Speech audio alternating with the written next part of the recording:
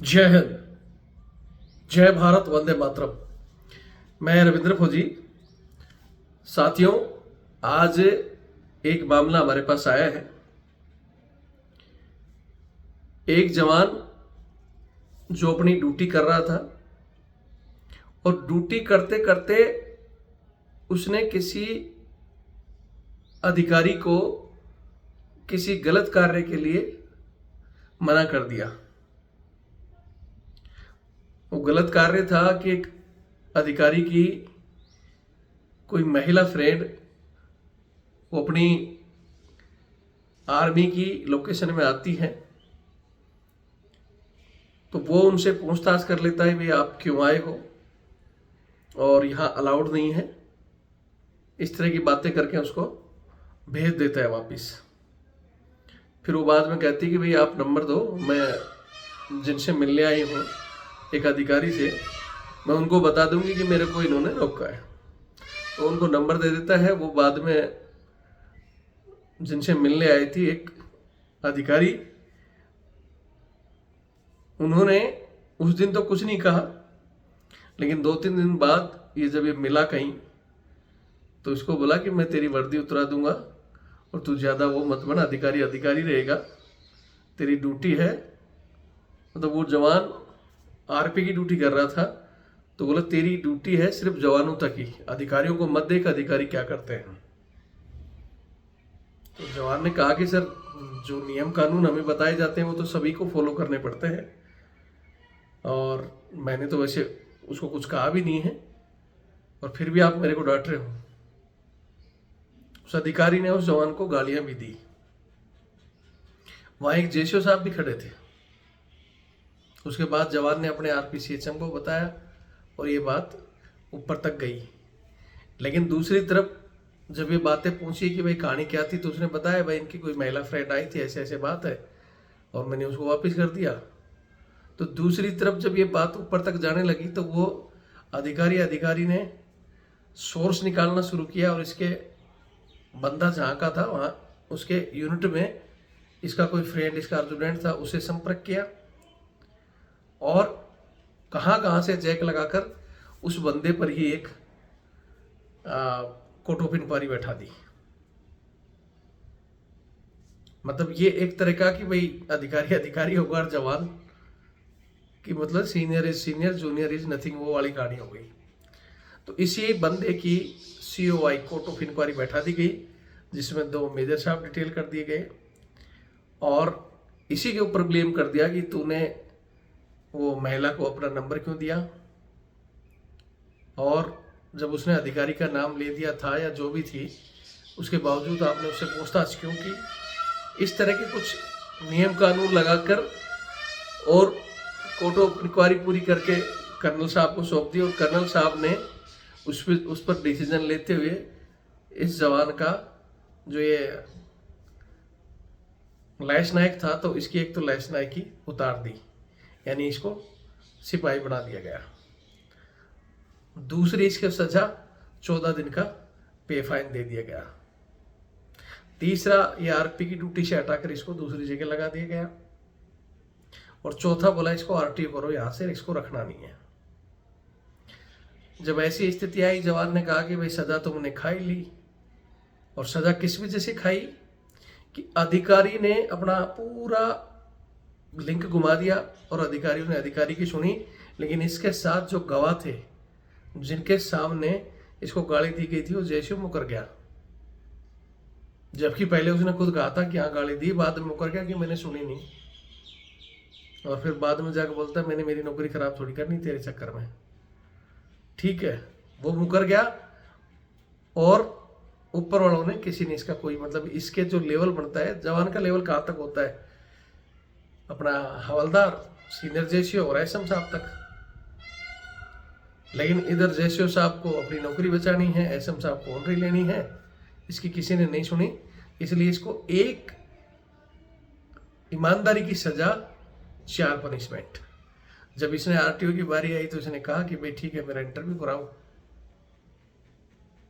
बोले भाई कोई इंटरव्यू नहीं है, लेकिन फिर भी ये कोशिश करके ब्रिगेड कमांडर साहब के पास पहुंच गया तो कमांडर साहब कहते हैं कि हाँ भाई क्या बात है, पूरी कहानी से नहीं बताई, ये बात है साहब।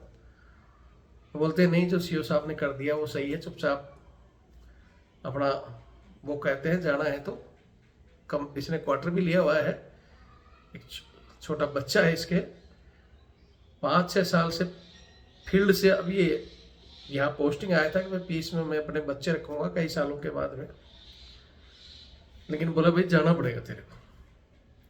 फिर जवान इधर उधर कोशिश करता रहा, ऊपर मिलाने की बात करता रहा, नहीं मिलने दिया, फिर भी इसने हिम्मत किया और ये जो और ऊपर अधिकारी थे मेजर जनरल साहब, वहाँ पहुँच गया। हालांकि मेजर जनरल साहब ने इसकी कहानी सुनी और बताया कि भाई देख, जो हो गया सजा तो हो ही गई, और अब तेरा मैन है कि सब कम से कम मेरे को आरटीओ तो मत करो, रख लो यार, मैं बच्चे लाया हूँ अभी क्वार्टर साइड मतलब रह रहे हैं मेरे, और अब एकाएक छोटे बच्चे को लेकर मैं जाऊँ, यूनिट मेरी फील्ड में है, ठीक है, गांव घर में आसपास में बता रखा कि भाई इतने दिन से बच्चे मैं यहाँ रहूँगा, अब मैं एक जाऊँगा गांव घर में बेचती, यूनिट में बेचती। तो मेजर जनरल साहब ने इसकी रियायत सुनते हुए कि भाई ठीक है, इसको रख लो यहीं, इसको ड्यूटी करने दो, ठीक है, आगे अगर कोई गलती करेगा तो फिर इसको देखेंगे। उसके बाद ये कहानी 3 महीने तक ये बंदा अपने ठीक ठाक रहा, छुट्टी भी काट के आ गया। छुट्टी काट के आने के बाद में अभी वो मेजर जनरल साहब जा रहे हैं, वहाँ उनका कोई दूसरा जो और सीनियर अधिकारी है कोई दूसरा आ रहा है, तो सूबेदार मेजर साहब ने इनको कह दिया भाई हाँ, अब तू ऐसा कर, फटाफट अपना क्वार्टर खाली कर और निकल ले यहाँ से, अब आरटीओ तेरा, क्योंकि तेरे को इतने ही दिन के लिए बोला था। अब जो बंदा परेशान हो गया और इसको कह दिया कि भाई जल्दी से जल्दी तू 5-10 दिन में फटाफट अपना क्वार्टर खाली करके निकल ले। तब बंदे ने आज हमें बताया कि सर ऐसी ऐसी बात है, क्या करूं। तो हमने कहा कि भाई आप अपने लेवल में, हालांकि इन्होंने अपने लेवल में उसके बाद में चिट्ठियां भी डाली थी, वहाँ के जो सुपीरियर अधिकारी हैं, एक लेफ्टिनेंट जनरल साहब, वहाँ भी चिट्ठी दी थी, लेकिन वहाँ से कोई जवाब नहीं आया, वो भी बदली हो रहे हैं। नीचे वालों को लगा, अब इसने दोबारा कहा कि भाई मेरे को अगर भेज रहे हो तो एक बार सीओ साहब से उनसे मिला दो। तो एसएम साहब जवाब देते हैं कि भाई सीओ साहब के पास टाइम नहीं है तेरे से मिलने के लिए। जिस एसएम साहब को मिलाना चाहिए था वो ये कहते हैं कि समय नहीं है, क्योंकि सीओ साहब ने, मेरे को लग रहा है, वहाँ पीस में रहते हुए बॉर्डर पर पूरा संभालने का जिम्मेवारी उन्हीं की, इसलिए उनके पास समय नहीं है, ठीक है। अब जवान ने हमारे को बताया, तो मैंने कहा कि भाई अब एक तो समय बहुत बचता है, जवान जब बिल्कुल नाक पर पानी आ जाता है ना तब तो बताता है, समय रहते तो बताता नहीं है। हालांकि इसकी जब ये कहानी घटी थी तब इसने मेरे को एक हल्का सा जिक्र किया था, और मैंने उस समय कहा था कि आपके साथ जो गलत हुआ है तो हम इसको सीधा कोर्ट में फाइल कर सकते हैं, या और भी हमारे पास तरीके हैं। लेकिन वहाँ ये जब ऊपर अधिकारी तक पहुँचा, इसको लगा कि चलो मेरे को रहने के लिए बोल दिया तो सजा तो खाली जो खाली, अब वैसे भी सिपाही में बने गया और मेरी लगभग 15-16 साल हो गई, 1 साल और करके मैं निकल जाऊँगा, छोड़ो मेरे को कुछ नहीं करना। तो ये तो इस सोच से चुप हो गया था। लेकिन अब ये हुआ तब अब ये बोल रहा कि सर देखो मैंने मतलब ड्यूटी करते हुए गलत सजा भी खाई, आज जब मेरे को आरटीओ भी कर रहे हैं, अब क्या करूँ। तो इसी बीच में, हालांकि से जब ये बीच में छुट्टी आया था तो उस समय मैंने बता दिया था कि वो जैसे ही अधिकारी बदलेंगे, हमारे पास तो इन चीज़ों को आता रहता है कहानी, कि जब नीचे वाला कोई कमांडिंग ऑफिसर ठान लेता है, वो ऊपर वाला की सुनकर कुछ दिन तो रोकेगा, लेकिन वो जाते ही वो मेरे को बता दिया था कि सर वो बदली हो जाएंगे 2-3 महीने में, तो वो बदली होते ही तुम्हारे को आरटीओ भी करेंगे। तो उस दौरान हमने इनसे कोर्ट के कागजात वगैरह साइन करवा लिए थे छुट्टी पर। अब हम अपने एडवोकेट के थ्रू जो कानूनी प्रक्रिया है वो आज एक चीफ ऑफ आर्मी स्टाफ को और जो नए वहाँ अधिकारी आए हैं, क्योंकि अब मिलने तो दे नहीं रहे बंदे को, तो एक रिप्रेजेंटेशन हम उनको अपनी तरफ से भिजवा देंगे, और सीओ साहब को वही जो नहीं मानता है तो फिर एक लीगल नोटिस की भी आप या तो इन चीज़ों पर विचार कर लो, और नहीं तो फिर नेक्स्ट वीक में हम इस चीज़ को कोर्ट में फाइल करेंगे।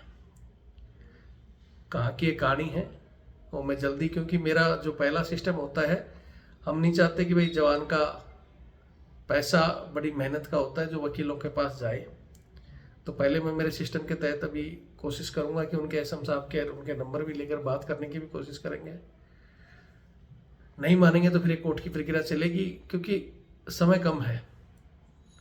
तो मैं चाहता हूँ आप लोग भी इस कहानी को सुनकर अपने अपने किसी के पास विचार हैं, बहुत से हमारे बंदे हैं वो बाद में सलाह देते हैं, ऐसा करना चाहिए था, ऐसा करना चाहिए था, तो सलाह दे दें, क्योंकि वकीलों से सलाह लेंगे तो सलाह का भी पैसा लेंगे। बहुत से लोग हैं जो बोलते हैं मदद करेंगे, लेकिन उसके बाद में आपको सलाह के नाम पर भी पैसे ले लेते हैं। और रविंद्र फौजी जो बोलता है कि हम मिलकर चलेंगे, छोटा छोटा एक दूसरे को सहयोग करेंगे तो हमारा चैनल भी खुल जाएगा और आपको फ्री में सलाह भी मिलती रहेगी। तो वहाँ कि भाई हाँ हम 100-500 रुपये महीने 2 महीने में देते रहे, जुड़े रहें, ताकि फ्री में सलाह मिले और हमारा फ्री में काम हो जाए, वहाँ वो करने में दिक्कत नहीं है।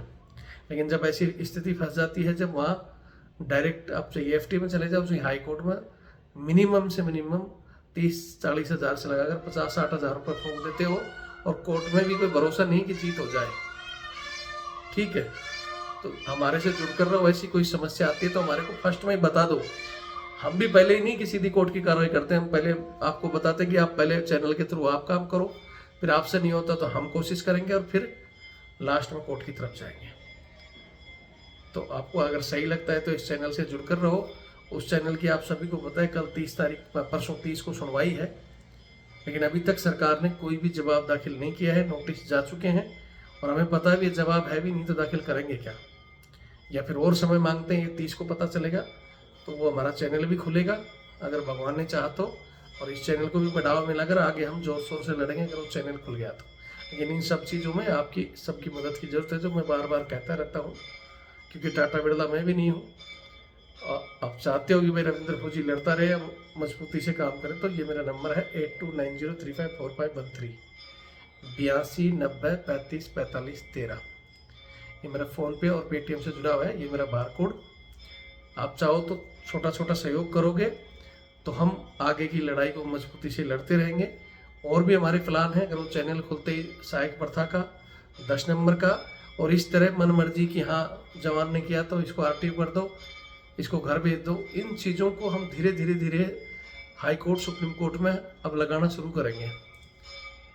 और ज़रूरत है कि आर्मी में भी हर जगह जब रिफॉर्म हो रहा है नियम कानून का, तो मैं मोदी जी से, रक्षा मंत्री जी से भी रिक्वेस्ट करना चाहता हूँ, हमारे आर्मी चीफ से भी कहना चाहता हूँ कि आर्मी में भी ये जो अंग्रेज़ों की देन है ना, जो कमांडिंग ऑफिसर को दी हुई है पावर, कि भाई आप अपनी पावर के तहत मैक्सिमम जो चाहो सजा दे दो, तो उस मैक्सिमम जो लिखा हुआ है ना एज ए कमांडिंग ऑफिसर, तो उस मैक्सिमम का किसी की भलाई के लिए काम करो, कि भाई आप उसकी भलाई के लिए लगाओ, ताकि रिटायर होने के बाद में आप और आपके बच्चे खुशहाल रहेंगे, ना कि उसका मिसयूज किसी को मैक्सिमम सजा देने में।